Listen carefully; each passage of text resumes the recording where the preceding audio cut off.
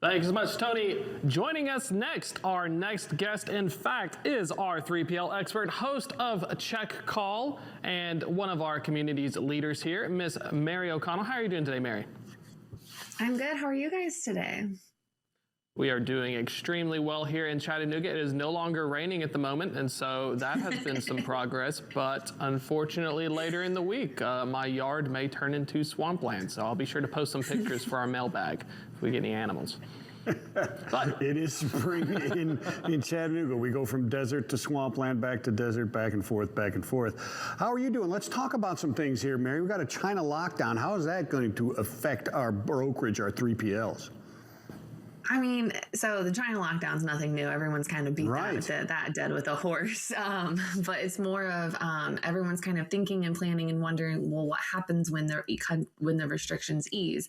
I mean, who knows when that's going to happen and when China's manufacturing will actually return to its full capability. Whereas now it's just kind of select cities have they can self-select companies and manufacturers to start producing again. So I think everyone's just kind of wondering and waiting and kind of coming up with a game plan for what that's going to look like when we start opening. We actually bring it up on the show that's going to come out later today with David Spencer from Arrive Logistics. They put out this monthly market update. So we kind of take a really deep dive into what factors are affecting the market right now. And pretty much we just kind of are waiting to see, because the last thing that we need is China goes back up to full operation capacity, and then the West Coast just gets slammed, and then we're sitting there playing 99 ships in the harbor again. Like, we don't need that. We don't need to be turning like the 99 bottles of beer on the wall into ships waiting in the harbor. Very, very true. Is that kind of the sentiment that is going there? What is the thinking there as you're talking to different people like David, et cetera? I know you're going to talk to him today, but what is the thinking out there in brokerage right now? Do they think that this wave is coming, or are they looking at the fact, some orders are down, consumer sentiment's down, you've got, inventory to sales and retail going negative. Is it going to come back like this wave, or are air orders getting canceled? That is kind of giving us a reset. I think at the same rate that some orders are getting canceled in the retail sector, orders in like manufacturing, so like the plastics and the raw materials, that's getting doubled. But also the requirements that, we've all seen that housing has not stopped being a hot topic, no matter how much the Fed seems to raise the rate. There is still demand for new builds. New builds are still at like an 8-9 month lead time in some areas. So I think that those raw materials, I know we have a lot of it that we make here in the United States, but there is a lot of the raw materials that we import. So I think that we'll see that those orders certainly will not be canceled, but maybe some of the retail ones will. It's just kind of a matter of how bad is it going to be? And then also, there's still the whole backlog of everything that has been delayed or anything like that. Like, we still have the semiconductor shortage.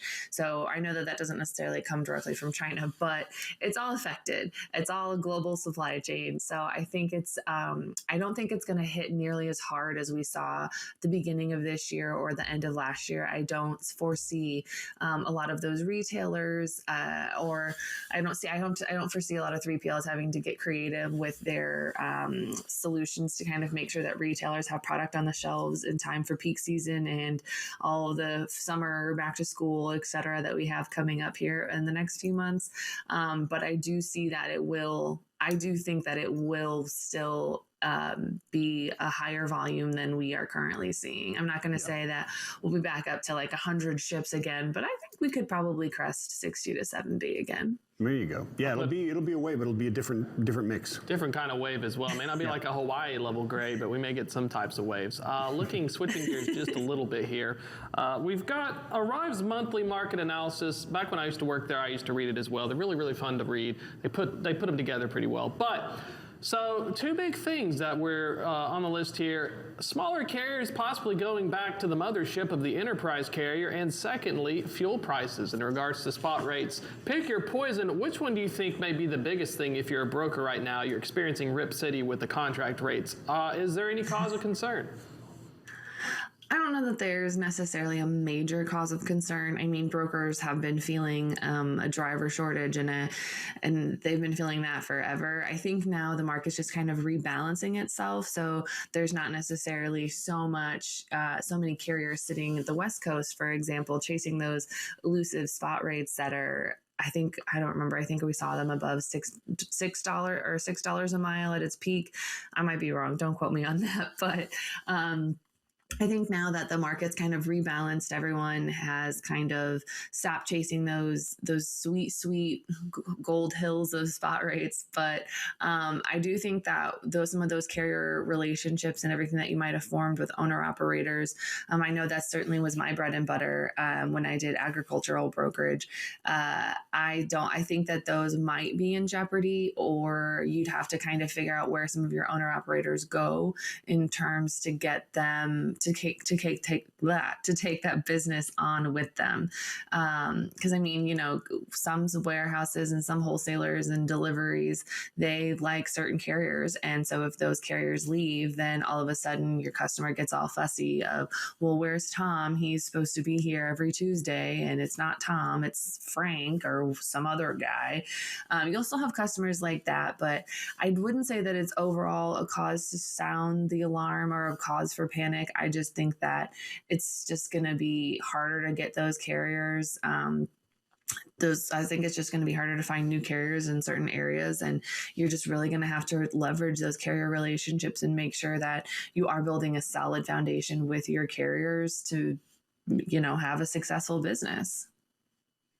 Yeah, and as a carrier, you make a great point. Is it really time to start thinking in those terms as far as where are my carrier base going to? Are they going to be checking out of the market, or is it time to really just check in and keep that pulse going to know where they're going to keep those type of people? It'd be difficult to switch a smaller carrier and owner operator over to an enterprise fleet with your customer, right? Unless they're really ingrained with that type of that carrier.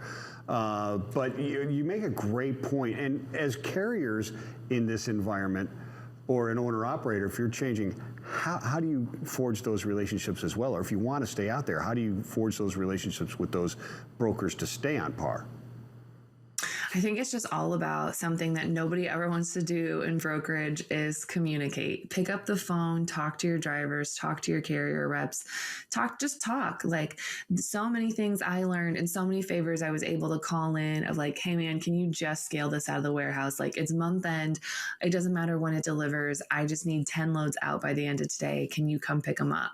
I was able to get so many of those just because I would sit there and talk to people and ask them about that. I would take time to forge those relationships. So if some of your owner operators are going back to enterprise carriers, find out where they're going, see if you have a contact already there, just say, hey, you guys have this driver that's onboarding.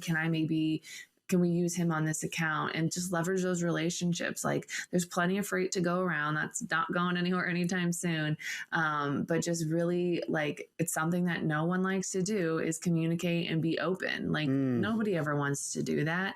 I mean, remember your brokerage days when, heaven forbid, someone called your carrier that you had used in the past? Well, now you're stealing my carrier, even though it's for a completely different load. Yeah. It's just, everybody has those stories. And it's one of those things where, like, we're not all against each other. We can all work together. There's plenty of freight. Just, talk to each other. Networking, transparency, and living with intention always comes down to it in every business, right? Exactly. Well, it sounded like the 60s movie. What we have here is a failure to communicate. Yes, it's the story of the life. Mary, thank you so much for coming on. We are going to toss it right next to Miss Sydney Edwards for some headlines right now.